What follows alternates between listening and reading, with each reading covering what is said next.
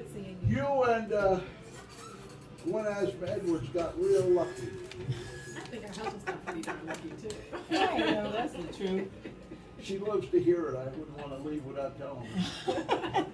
Oh, God.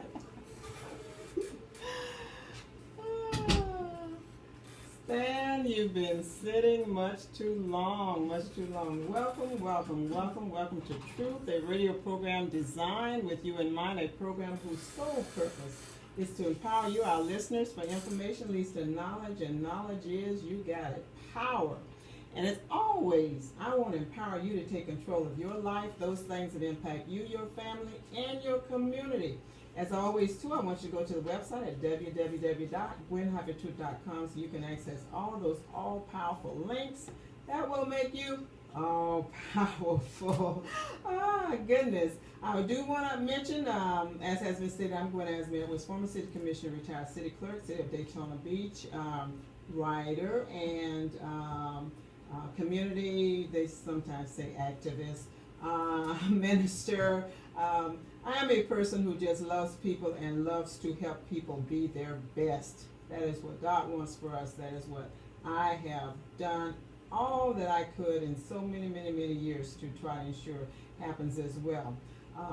I got word that the Water and Land Conservation Amendment was able to garner all of the required and validated voter registrations so that it will be on the November 2014 election ballot.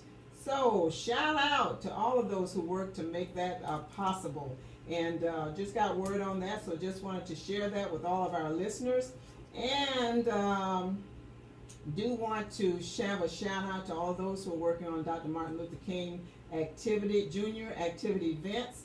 Shout out to you, and I hope that everyone will take the opportunity during his birthday celebration to listen to some of his recordings, great messages, with a great message for all of us about coming together and working together and unifying efforts to really help this country be the best that it can be so the people can be the best that they can be. Also, so shout out on that. Shout out for all of those who signed up for Obamacare who are in need of quality, affordable care. Shout out to all of you and all those who are working to make that happen. Our guest tonight is an individual that I've known for many years. In fact, Michelle has been known by my husband even before me. And I think Larry makes the statement that he helped to introduce you to your husband. He considered dating you himself. Oh. He said, but he helped to get you guys going, and you guys have been happily married and have children and everything now too, so everything works out for the best, right? It does, and he did introduce me to my husband. Yes, absolutely. Everything does work for the best. Let's see, for being working. So I'm just so grateful for our friendship over the years, so grateful that it didn't end up with you and end up with me. That's okay. He had two great opportunities, what can we say? As you were saying to Big, our husbands did pretty well by themselves, and we're happy with the one having ended up with them as well. But my guest tonight is Michelle, and I'm going to ask you to pronounce the name that you're using. This is for your writing and your authorship. And if you would just take a few moments to tell our listeners a little bit about yourself, and then let's kind of gravitate into the many facets of your life. You know, you're an author, you're an instructor at a local university, you're a motivational speaker, and I know you've been on TV, probably done radio as well, so but you've done so much, and you're an individual that we all look up to. You're an individual we all admire. You know, gorgeous and everything. What can we say? What's left to say? But there's a reason that you wrote the book that you wrote, and I know some people say, where'd you get some of that stuff that you, how does a good religious lady come up with? Anyway, tell us about yourself. Tell our listeners, because a lot of it I know. Absolutely. First of all, I am so grateful and overjoyed to be here, and I appreciate our friendship. I know you just said that, and I want you to hear it back. Oh, that I thank am you. very grateful for our friendship, and I believe that, well, first of all, I'm thankful that your husband introduced me to mine. So I don't know if I would be the woman that I am today if I was not married to the man that I'm married to. And we can both say that, yes. But my name is Michelle Thompson. My legal name is Michelle Donice Thompson, and that was my given name, Michelle Oh, okay. Donice. And when I chose to write, I decided to write using my given name, the name that I was given to at birth. Not any last names, just when my mother held me in her arms, what was the name that she gave me, and it was Michelle Donice. And I liked it because it had a nice ring to it. Not that I'm ashamed of my given name or my legal name.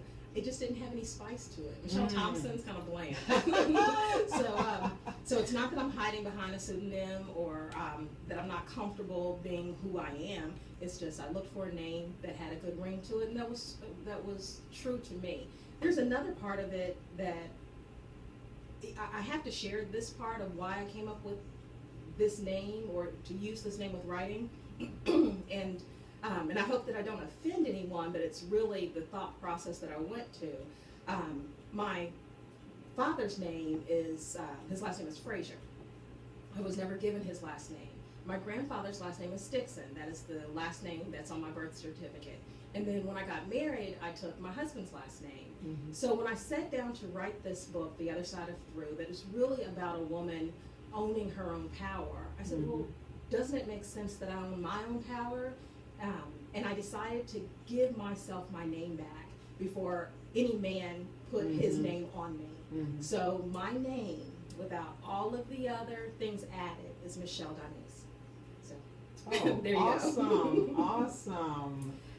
You know, well, you're younger than I am, but I can remember when I started out in the work world, you know, a little over 40 some years ago, and I was using, later on I was using a hyphenated name, and the Miss Davison at the News Journal refused initially to print my name that way because that was not an accepted way of doing it. In fact, the reporters that were assigned to City Hall, where I worked at the time, would try to convince her, and she still wouldn't give. And you know, eventually we met, we talked, and she softened to the idea, and I was actually one of the first women printed in the newspaper with a hyphenated name, because it was not something she felt was appropriate for women. It had nothing to do with anything else. It was just not the appropriate thing that you do. And if you knew her, you knew that she kind of stuck to that type of not just idealism, but that manner of handling things. So that was interesting. And then I remember too, when I was first married initially, that women getting their own credit even was not that easy. It was not something we normally did. So more power to you for doing that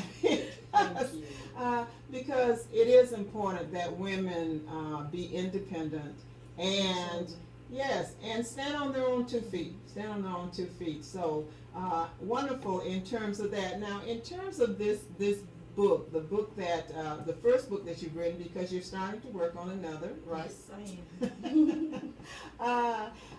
In terms of that particular book, what is it that you would like readers to come away with once they're finished reading the book? That's such an excellent question. I think the biggest message of the book is that there is nothing that you or I or anyone else can do to sever our relationship with God. And although the book is not a religious book by any means, nor is a love story, people quickly want to classify it into any of those categories. It's just about we have to go through our lives to get to a real relationship with God. And it's beyond religion. It's beyond the people within a religious organization. It is about true relationship. And unfortunately, a lot of people pull away from that relationship because of church hurt or because of preconceived notions about what that relationship is supposed to look like. Mm-hmm. So I hope that the readers, when they close the book, they say, you know what, I am loved, and I am loved for who I am, not for what I do, that I was created the way that I was created for a reason, and I'm good enough as it is. Mm. Now that's awesome. That is awesome, because there's so, people talk the word love a lot, you know, we got Valentine's Day coming up next month, but they do, it's an overused word, without too many times, because it's overused, without a lot of meaning that's given to it. So to learn to love yourself, and when you love yourself and especially love God, it's easier to love other people as well. Now, there are parts in the book that are a little racy at times, etc. Makes you want to read more. Yeah. How do you dig down into yourself to find material for that, or is it based upon people that you've known or that you've read about or whatever? That, you know, there's always a question. I know I was at a book forum that you did, and someone asked the question: is it fiction, or is it, you know? Well, it's so funny. You know, when my mother read it, she was like, "Wow, you know, she's like, are you sure you want to read this?" And then when my husband read it, he was like, "Okay, is there anything you want to tell me?" I'm like, "No, it's fiction. I'm a creative writer." But where do I get the ideas for the stories? Mm-hmm. It's everywhere. It's on TV. It's the newspaper. Real life is crazier, way crazier than fiction. Yes, absolutely. Yeah, I hear stories. You know, people will tell me something, and I'll take this little piece from that conversation and this little piece from that conversation. But I think the biggest thing that drives my writing is this whole human condition, that we all want the same things, no matter how it's packaged, no matter what we look like. We all want to be loved. We all want to be accepted. We want to be forgiven for the mistakes that we've made. We want to make sure that our lives have meaning, and that's it. It's, you know, whoever the character is, whatever the plot is, it all boils down to we all want the same thing. So I don't have to live the story that my characters have lived. I don't have to do what they've done, but their emotions are true. I mean, we've all been through a situation where we felt like life was kicking our butts, you know, and then it's easy to move from that things aren't going my way, to God doesn't love me, to everybody's against me, to I can't do this anymore, and none of that is true. But, you know, hearing stories, reading things in the newspaper, seeing things on TV, and I just had this idea for a story, you know, and working, you mentioned the many roles that I have. I do work at the university at Bethune-Cookman, and I hear things from students, from colleagues, and not that anything's that controversial, but you hear stuff. And I've always been a very good listener. People might say eavesdropper, but you know, I listen, and my imagination runs away with me. Now, the title of the book, and I know you'll constantly ask this, The Other Side of Through. Why that title? Have you ever just been through, just over something?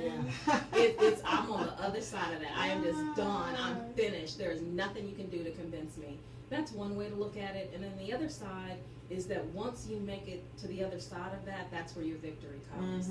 That most people give up before they see it all the way through. When it starts to get difficult, when the water starts to get heated, they're like, I'm out, I can't handle this. But if we just ride it and go with it and stop resisting and get to the other side, that is where we grow, you know, and that's where we have, and I hate to be redundant, but that's where we have our victory. That's where we can say, okay, this is what I experienced, and I survived it, so let me tell you how. Yes. It was interesting that you were, your prior comment about women who think because certain things are happening to them that God doesn't love them. I just had that conversation with someone yesterday, and it was interesting that she has now come to grips with the fact that she needs to have more God in her life. and she's starting to feel better about herself, and actually feel that God does love her, that what she went through, there was a reason behind it, because the word says everything works together for good for those who love God and are called according to his purpose.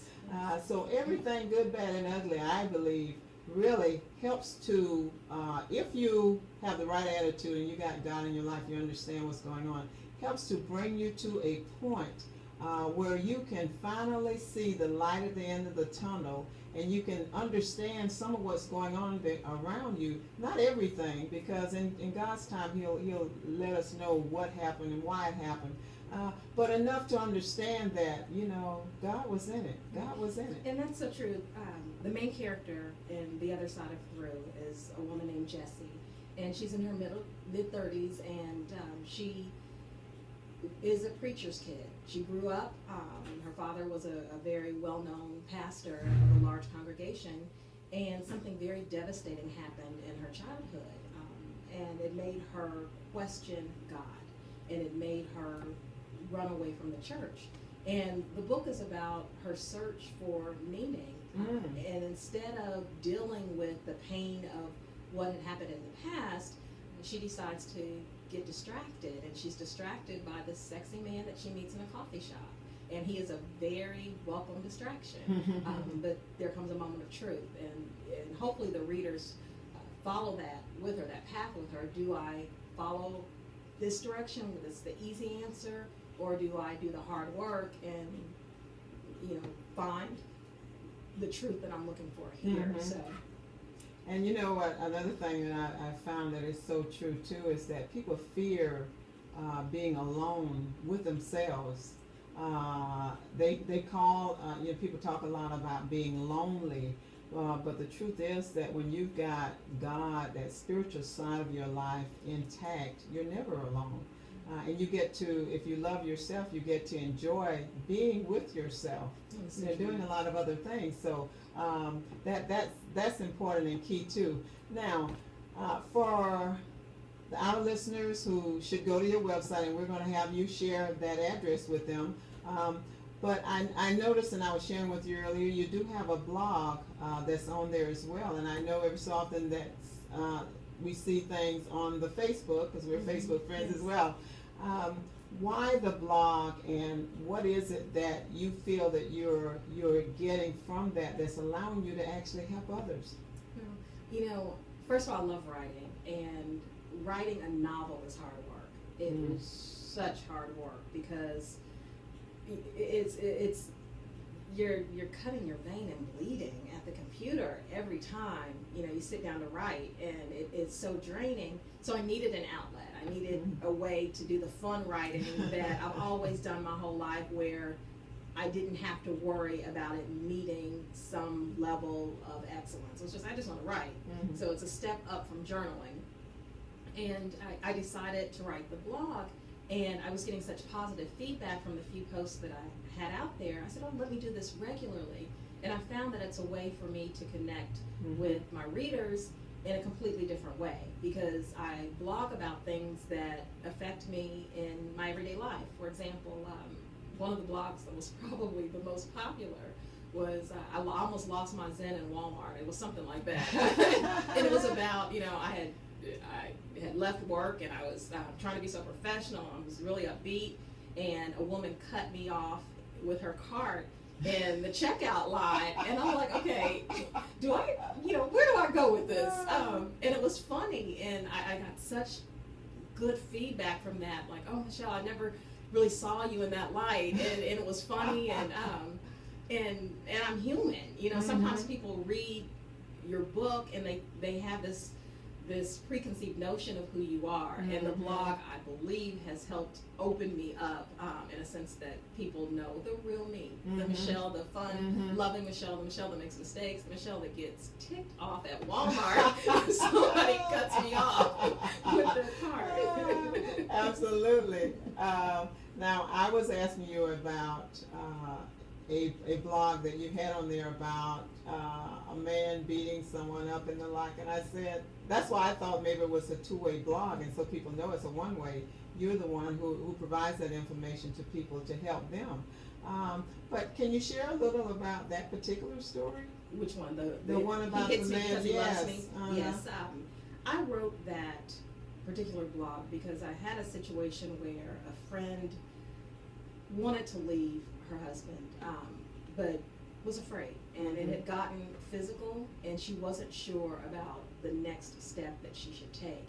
And just in my conversations with her and researching the avenues that are available for women who do decide to leave an abusive spouse, it made me realize that it doesn't start with the hitting. I think we all know this, but really that women internalize it to mean that that very violent act, in a sense, is his way or her way of demonstrating love. And it's so bizarre that the thinking becomes so warped in that sense, but it happens. So the blog was just me kind of touching on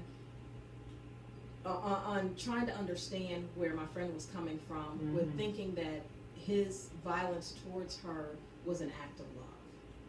And because she felt that it was an act of love, it was difficult for her to walk away from the relationship, because, you know, it's difficult to walk away from someone that you truly believe loves you. Absolutely. So and I hope you'll read it, and I hope your listeners will go to www.michelledonice.com.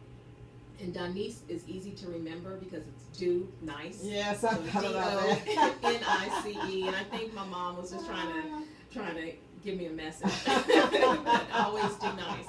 But it's very appropriate, very, very appropriate. So we've got the website, we've got the blog, we've got the book, and you're getting ready to, in fact, you're saying it's already in place now, that there's a new thing that you're into now in publishing. Please share with our listeners about the new venture and how they can benefit from it. Absolutely. Well, I am president of a publishing company. It's Pendemonium Press. Not Pandemonium, but Pen, P-E-N, Demonium Press. And let me talk a little bit about why I came up with that name. At one time, that was the name of my blog.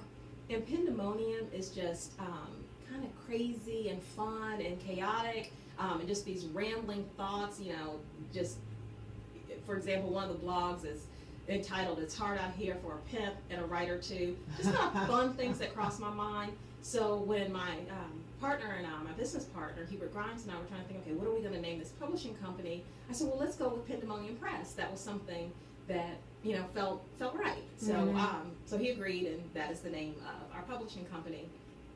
And the reason that I was so adamant about creating a publishing company is because I wanted to do right by writers.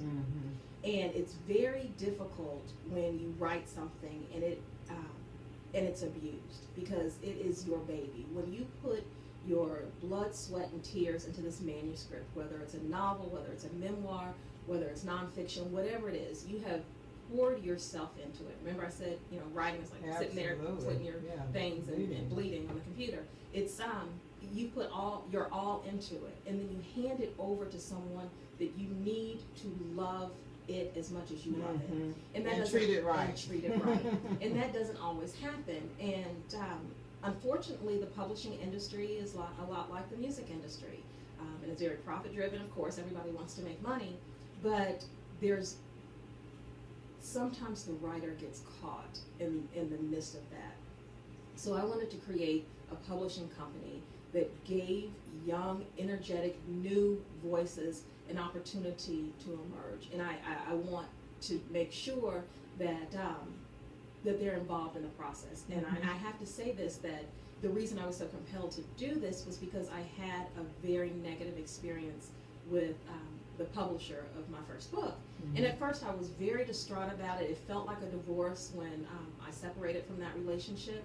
And then I looked back and I realized that was the best thing that could have happened to me, because it made me see how I don't want to treat my writers. So I hope that anyone that is interested in having their manuscript considered, that they will submit it to us at submissions@pendemoniumpress.com. Again, that's submissions@pandemoniumpress.com. And what we'd like to see is a query letter in the first 4 chapters of the manuscript. Of course, we take fiction, nonfiction. We just look for good writing. Mm-hmm. So when they make their submittal, they need to have completed the work? Yes, yes. It makes it a lot easier because we know what it is. A lot of times, and you know this, you're a writer, that you start off writing something and then it goes in a completely different direction. Yes. So we prefer to get the final manuscript. Mm-hmm. And I'm glad you said final manuscript. That means that all of the proofreading and everything else that's been done, it's like it's ready to go to press. Well, not necessarily. We want you to submit your best work, but obviously we're going to edit it and make sure that it's ready for publication. Okay. But we don't want your rough draft. We want we want you to get to the end of your writing process and say, okay, now I'm ready to release this. And we're going to clean it up, but it doesn't mean it has to be picture perfect when we receive it. Now, in terms of the printing of the final document, is that part of what you all do as well? Yes, we do the whole thing. Okay. We do cover design. Right. We provide the book in ebook, also in paperback or hard copy. We issue the ISBN number. It's legitimate. We're not just printing a book. It's the full cover design, full gamut the of- whole thing, layout, proofreading, copy editing, all of that. Oh, wonderful. Now, are you located at a specific location, or is it? We do have an address. I'll give the address if you want to send anything, but we try to keep it green. We prefer all electronic submissions, but our mailing address is Pandemonium Press, 226 North Nova Road, Suite 313, Ormond Beach, Florida, 32174.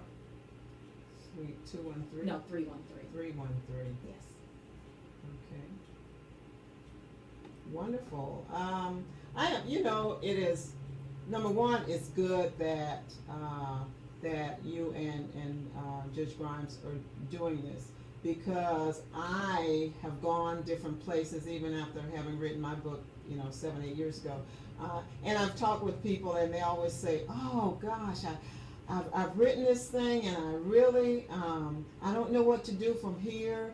Or they'll say, I've written the book and I'm talking to these people and they're talking buku money and I don't have it, and all this type of thing. And somewhere out there are individuals who have these like stories that are their testimonials that can end up helping someone else, but they're stymied in terms of where can I go and what can I do and who's going to be there to help me that I can trust.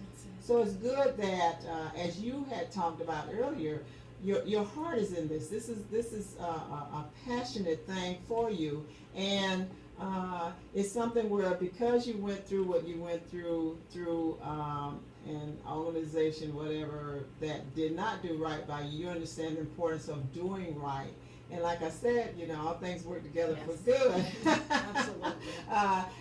God doesn't waste any of our experience, the good, the bad, the ugly. He uses it all to teach us, and prepare us for the good things to come. So I'm very, very happy to hear about the new publishing company, and to also know too that, as we were saying earlier, you are now in the stages of writing your second book. Are you finding that it's easier, or each one kind of takes on its own life? It's harder because I have this pressure that, oh my goodness, it has to be as good as the other side of through. And if I could just get that out of my head, I'm my worst critic. You're a writer, you get that. So every time I sit down, I have to say, okay, you know what? This is a whole different story. Just write the stupid thing and be done with it. I was saying this at a book event recently, that the characters started to talk to me, and you hear that a lot from the writers, but I had such a hard time with this new story. It's called Sick of Sorry, and it's not a sequel. It's just it's a whole new story with new characters, and I was struggling with it. I knew what I wanted to write, and I kept struggling with it, and I went for a walk through here in Ormond, and what is it called, Towns of the Park. I just want to went blank. Yeah, I know the one yes, that's named yeah. after the individual who Just, passed. yeah. And so I was walking, and it hit me that I didn't have one character. There were 4 different women who were trying to tell their individual stories. And as soon as I got out of the way, they came in and told their story. So the story's moving now, and I picked up momentum. But yeah, it's hard. It's harder the second time. So any writers out there, give me some advice, right? Email me. And I know when you did this the book forum that people were asking you if you were going to do a sequel to your book, The Other Side of Through. And I think I think you were kind of wavering a little bit then too, because sometimes I think as you start writing certain things that people can kind of put you in a box, you know, and if you're able to actually do something this way this time, and then the next one is different, you know, and this, I mean, that shows a lot of, I think, wealth of in terms of ability to really be able to be on the task. I mean, to do the job that you truly are, not just gifted and creative, but you're able to actually use something and take something as you know, they talk about the clay being molded. You're able to take something and make something great out of it that others can actually not just read it, because I don't think anybody should just read a book just to read a book, you know, unless you're in school or whatever, you're trying to get a good grade. But if you're reading something socially, you really should be reading something that's going to help you. It should change you. A good book should change you. But I just have to say this, that you are so much more eloquent than I am, because, you know, all of that you said, the only reason that I haven't been excited about writing the sequel is because the characters got on my nerves. I'm like, I am so over these characters if y'all don't get it together. You know? And yeah, so I was just sick of them, and I was sick of them going back and forth, and I was like, new people, please. So maybe one day I'll revisit those characters, but and especially for those who write fiction, they'll get this, that the characters become all consuming.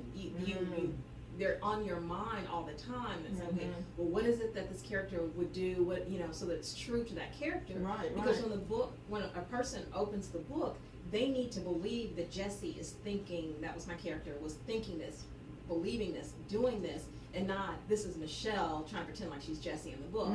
So, or Jesse's pseudonym for Michelle. You know, it needs to be, people need to get caught up in the story. And from what I've heard, that's what happened, that the characters were true and believable and in their own selves, if you will.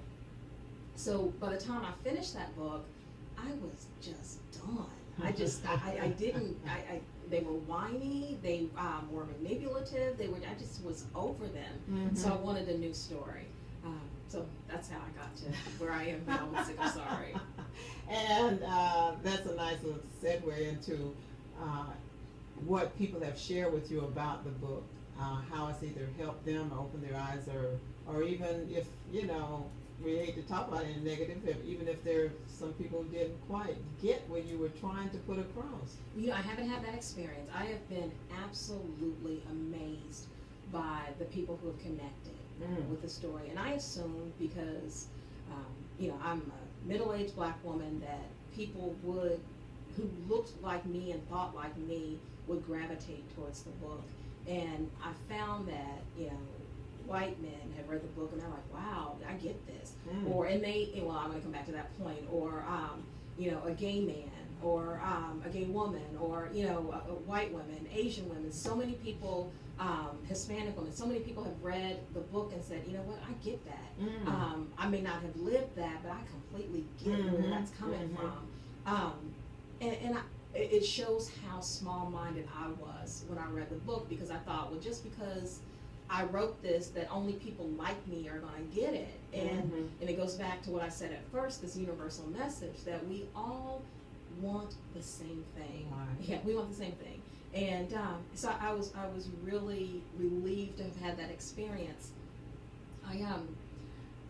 I don't know if I don't know if I would have ended, and you didn't ask this, but I want to say this here. I don't know if I would have ended the story where I did and how I did, but I felt a responsibility to end it the way that I did. Mm-hmm. And people have said that has been the only criticism, that, wow, it ends so abruptly.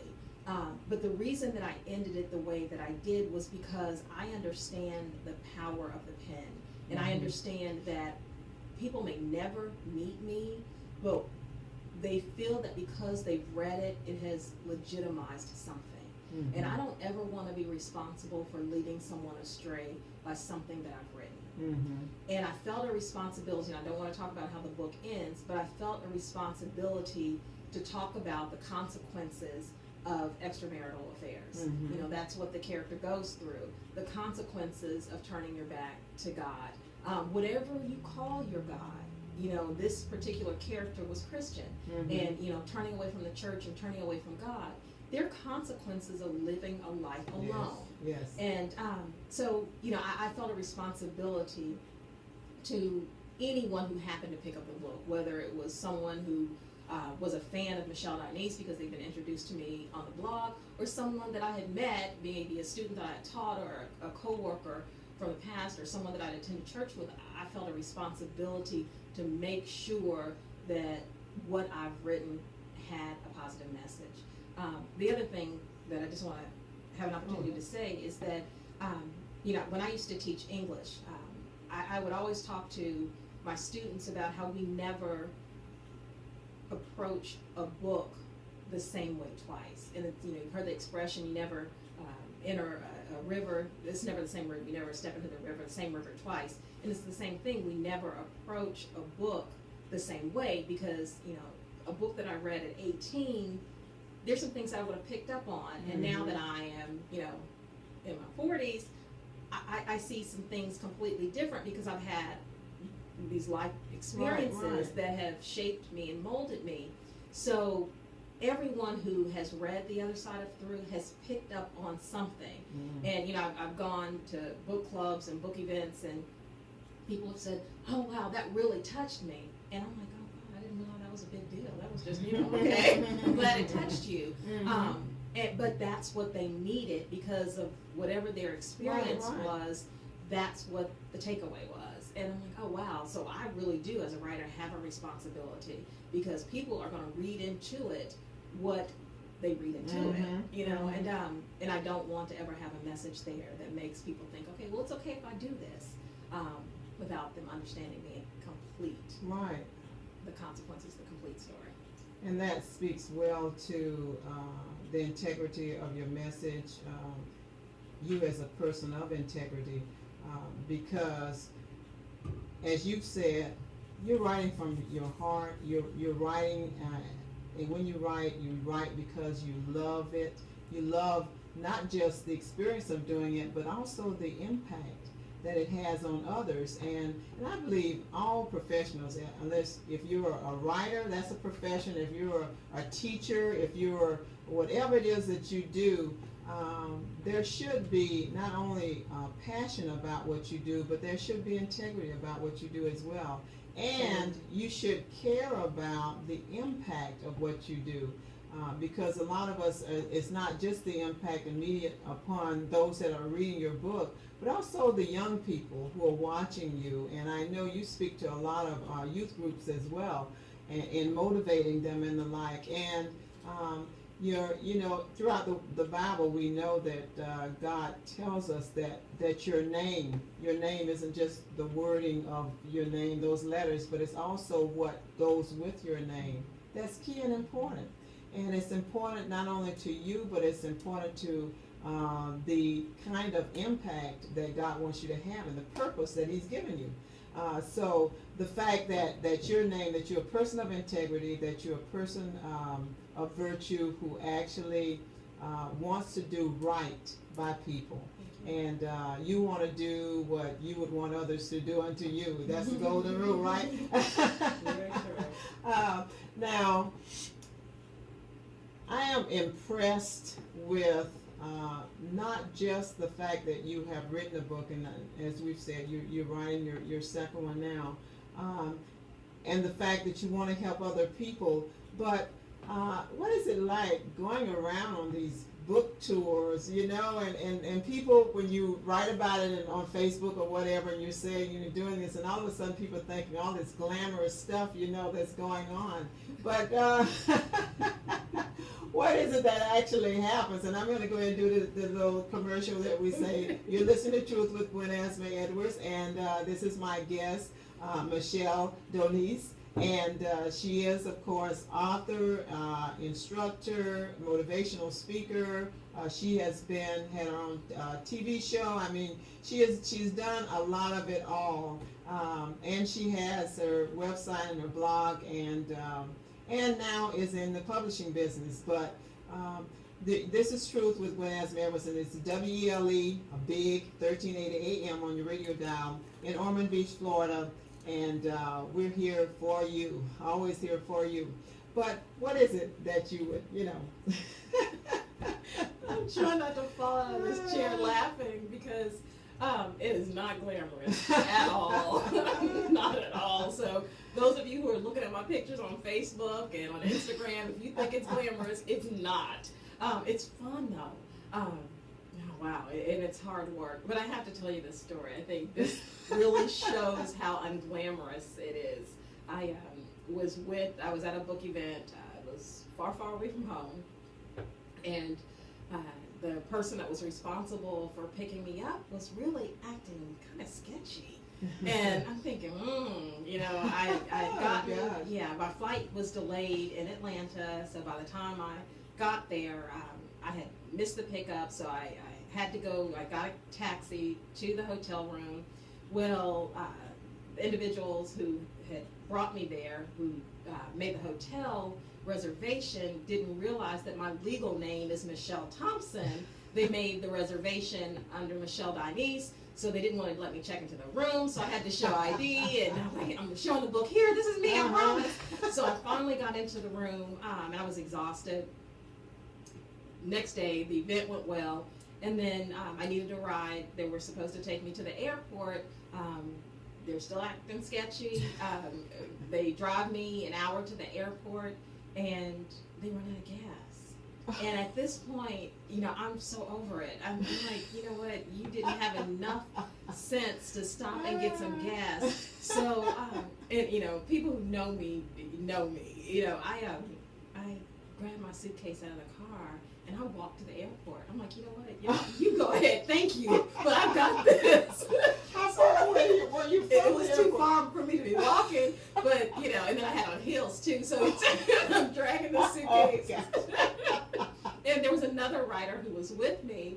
And she was older and she was smart. She had on sensible shoes. And the whole time she got out of the car with me, and she was doubled over laughing. And even now when we talk, if I just call her, she starts laughing. She remembers that story.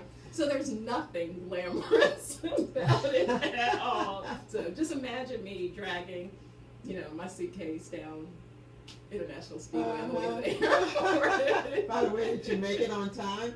I made it on time. I looked a mess by the time I checked in.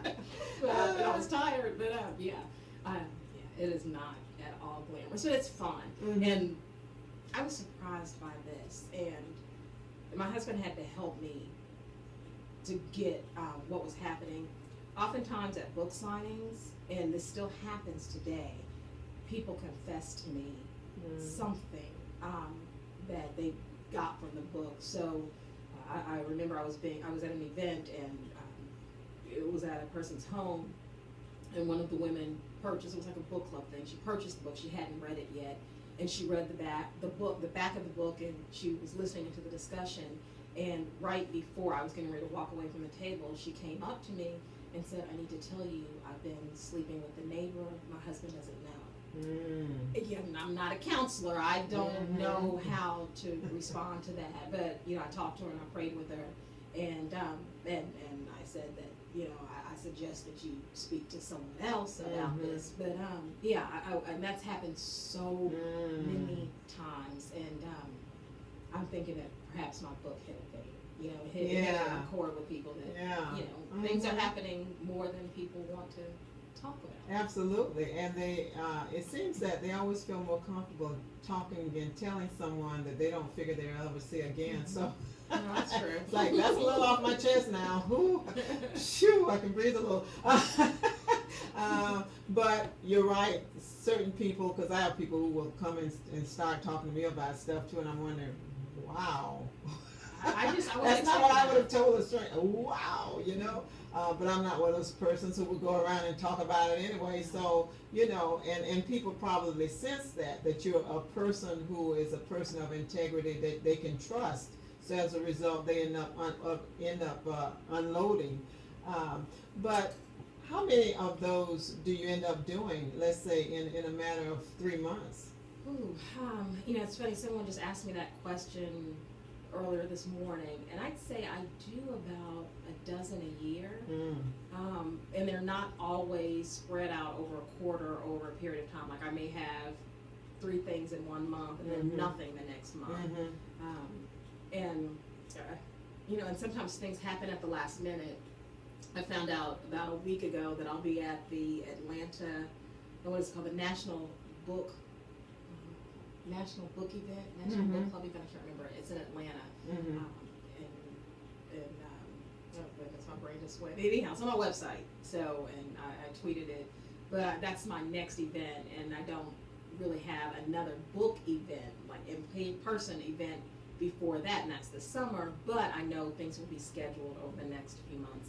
I know tonight at 9 o'clock, if anyone is on Twitter, I have a Twitter party. So people will be tweeting me questions about the book, and it's just a hashtag AAMBC. But if you go on Twitter and look for my handle, Michelle Donice, you can participate in the Twitter party. So I'm trying to do something. Yeah, someone is hosting it and trying to do something creative. I didn't want to have to fly someplace. Now that you know I'm in the middle of the school year, it's hard for me to get away during the week. So I'm doing the Twitter party. Now, is there an agent or something who connects you and schedules these different things, or you have a person that just helps you with that side of it, or you just do it yourself, or now some people would know? Now I'm doing it myself. Yes, and there is a spot on my website that you can communicate with me and contact Michelle to book events. And right now I'm able to handle it. Before, when I was with a publisher, my publisher handled everything, and now I handle my own schedule. Is it key and important once you've written a book to do what you're doing in terms of getting out there in order to publicize the fact that it's there, and are you utilizing? It sounds like you're utilizing the social media, and as well as, I would think there are a lot of expensive ways that you can do that, and then there are less expensive ways that you do it. Which seems to pay for itself the most? I think social media is the best way because it's free. It's absolutely free, and it gives writers an opportunity to promote their book, but more importantly, it gives them an opportunity to engage with their readers. And the engagement does not have to be about the book. It can be about whatever the writer's platform is. So since I write about women's issues, and even my blog really deals with kind of contemporary issues that are related to living one's best life. And that sounded way too much like Oprah, so let me let's say that a different way. You know, helping people find their purpose and living the life that they were intended to live. So all my blogs are in that vein. So when I tweet, when I put something on Facebook, when I write a blog, any use of social media, I try to consider what the point is that I'm trying to make.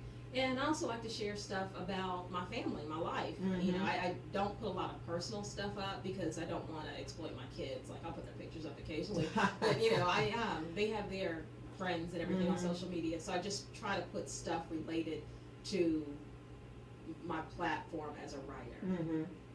And it gives, I believe, people who want to know a little bit more about Michelle Donice an opportunity to do so. without them feeling too much like voyeurs and without me feeling too exposed. And I think that is probably the hardest thing for a writer. And I just want to make a point that we're all writers and we all have stories. Not everyone wants to publish their story. You know, whether it's a fiction or nonfiction or, you know, whatever it is, we all have something to tell. And for those of us who felt compelled to publish our story, there's something that a writer friend told me, and I never forgot it. She said that once you put it out there, you can't take it back. That's right. So, just like words. Yeah, just like words. But as a writer, and you know what, this isn't just a writer, anyone using social media, you have to be very, very careful about what you're putting out there. Because once it's out there, it's public consumption, and it's for public consumption. It's just like the book. Now, this goes back to the statement that I made, that I felt a responsibility that if I'm putting it out there, the public consumes it. And I no longer have any say-so in how it's interpreted, and it can be, oh, I didn't mean it like that. Yes, but right. I don't get to come into your kitchen and though we're friends, but I can't go to somebody else's kitchen and say, you know, I didn't mean it like that. And unfortunately, people don't always get that when they're out there using social media, and especially writers. They'll put something out there and they're like, well, that's not really what I meant. Well, it's out there, and people are going to assume that that's what you meant. Right, absolutely. So, and going back to your question, there are ways that you can get looks and you can pay for things.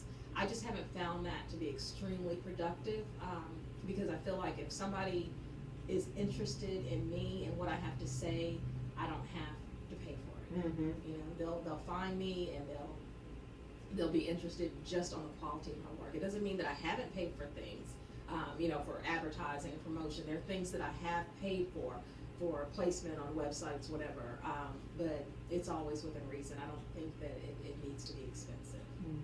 Now, you mentioned your family life, and you're married, and you have 2 children. One's away at college, getting ready. Which year is he in? He's in his senior year. Actually, I have 3. I have a stepdaughter. Oh, okay, that's fine. I'm sorry. That's yes, okay. yes. And she always said, wait a minute, you forget about it. I have a stepdaughter. She lives in New York. I guess I'm supposed to say a bonus daughter. I have a bonus daughter, and she lives in New York, and she's an actress, and she's awesome. Yeah, she's hilarious. She's the one who has always encouraged me to follow my dream of being a writer. And it's interesting that this little girl has, you know, said, okay, you need to, Michelle, you need to sit down, you need to write your book. And all along, I think I've been at a place in the book I wrote that I just really appreciate her always encouraging me to live my dream. And then I have a son, Matthew, and Matthew is a senior at the Citadel, and he is counting down the days moved to graduation. When he was here for Christmas, he said, Mom, this is the last time I have to pack up to go back to school. So, so he's getting ready to graduate in May, and then Lindsay is a senior at Spruce Creek, and she's going to graduate, and we have no idea where she's going. And I saw that she's modeling. Yes. And she's gorgeous like her mom. Thank y'all. You're sweet. Thank you. I don't know. You know, a couple of years ago, she went down to Miami with an agent, and the agency loved her look. They said your skin, your hair, your height, but you need to lose 20 pounds. Wow, because she's always been skinny. Exactly. And she didn't have 20 pounds to lose, and if she lost it, there was no way she could do it healthy. So I told her, I said, Lindsay, you know, if this is what you want to do, when you turn 18, you'll have my full support, but not a moment before that. So she turned 18, and so now this is what she's pursuing. Well, and that's what you write about for women, and talk about them pursuing their dreams, you know, and not putting themselves down, but uplifting and being uplifted. And, you know, we all need to celebrate self, I think, from time to time. We need to not just celebrate self, but celebrate others, too, who are like us. And that's what Martin Luther King Jr.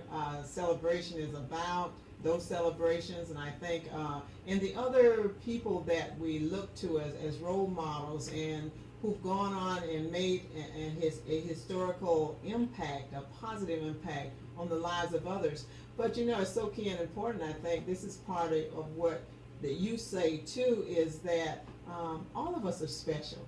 You know, Everyone everybody has something unique about them that they can give back to the universe, and we need to try to, you know, to zero in on that. And for some people, you may never know what it is, but you know something that you're good at or you enjoy, then do that and concentrate on that. It's just important that we not just concentrate on self, get self straight, but then go around and try to help other people as well. And you are that kind of, I'm not just saying this, but you are that type of role model that I think so many look to and can look to, because you're a wife, you're a mother, you've raised, you and your hubby have raised, you know, great kids, and you teach. I mean, you got a full-time job, you're doing that, and then you do the other stuff with the writing and all as well. And you're there, though supportive with your husband and your kids and other friends, etc. You know, sometimes it can be a whirlwind of a life. Sometimes it can be the type of a life where you lose self. But I'm sure you work hard to make sure that you keep self intact. I do, and some people may think that my attitude about that is selfish, but I took a year off before I moved from Indiana to Florida. I took a year off from school to work as a flight attendant.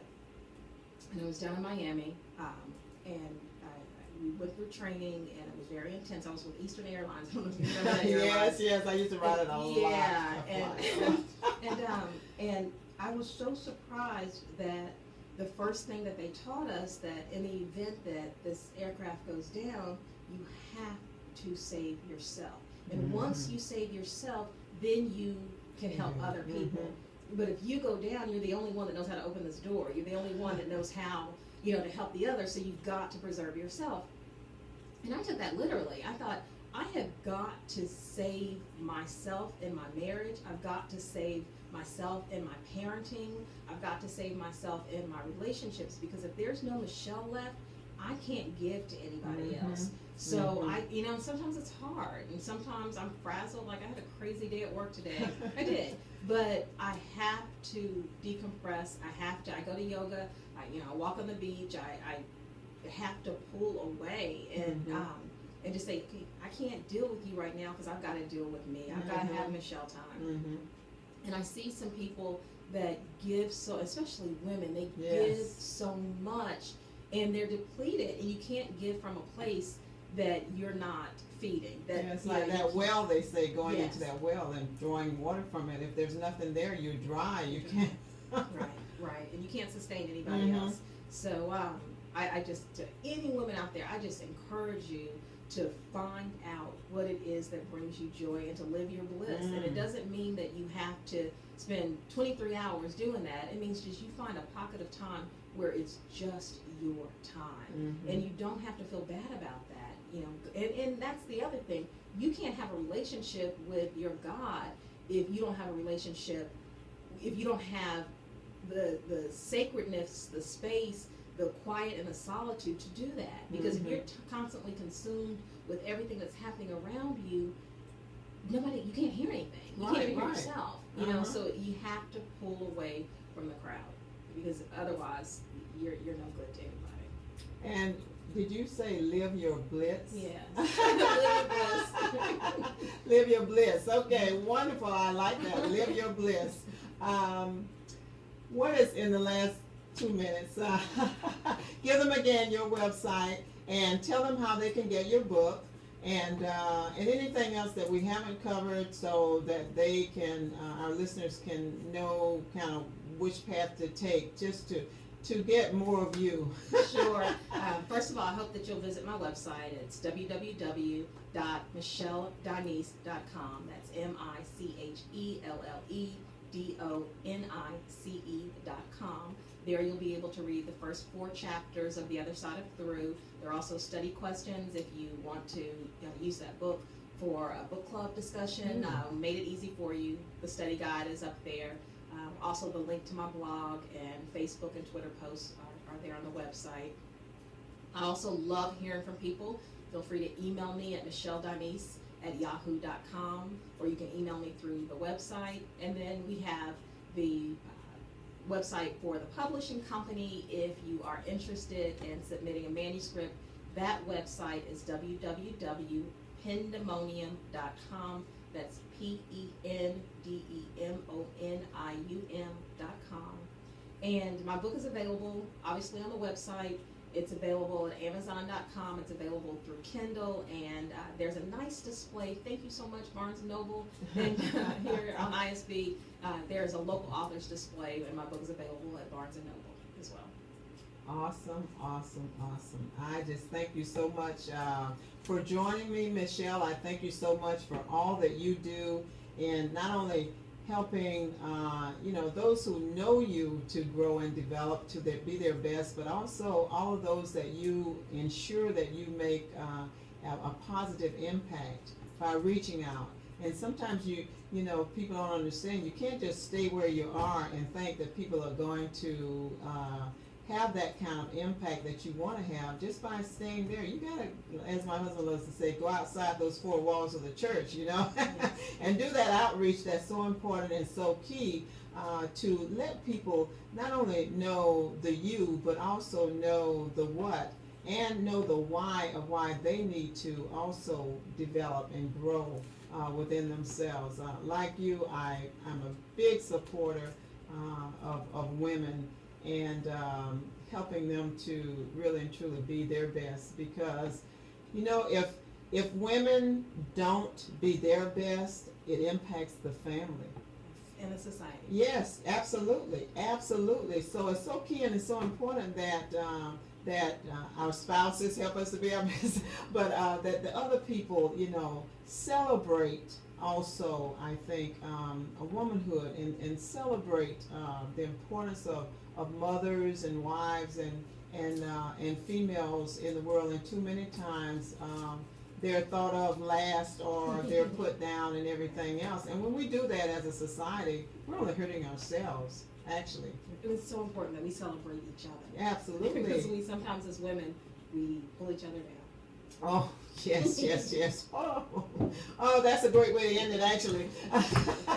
We celebrate each other. And ladies, let's be sure to do that. Gentlemen, let's be sure to do that. Children, let's be sure to do that we celebrate each other, because family is important, relationships are important. And as we started out saying, love yourself, love God, love yourself, and love others. That is so key and so important. Wonderful. Okay, thank you to all of our listeners. You've been listening again to Truth with Gwen Azama-Edwards, my guest, Michelle Donice. And we want you to be sure that you go to the website, www.gwen-truth.com, so you can access links, and I will have the YouTube link for this show up as well. And be sure to utilize the information that Michelle has shared. If you have, a manuscript that you have prepared and you want to get it published, be sure to utilize their publishing company.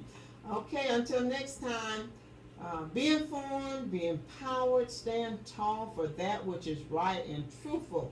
Live your dream, live the bliss, bliss, yes, like being blissful. Live the bliss, and stand tall for that which is right and truthful. Be empowered, all people, be empowered, ladies. Until next week, this is Truth with Gwen Azama-Edwards. Again, my guest, Michelle Donice. And go to the website, www.gwen-truth.com. You guys be blessed and have a great week. With your host, Gwen Azama-Edwards, exclusively every Thursday night on Awesome. Thank you.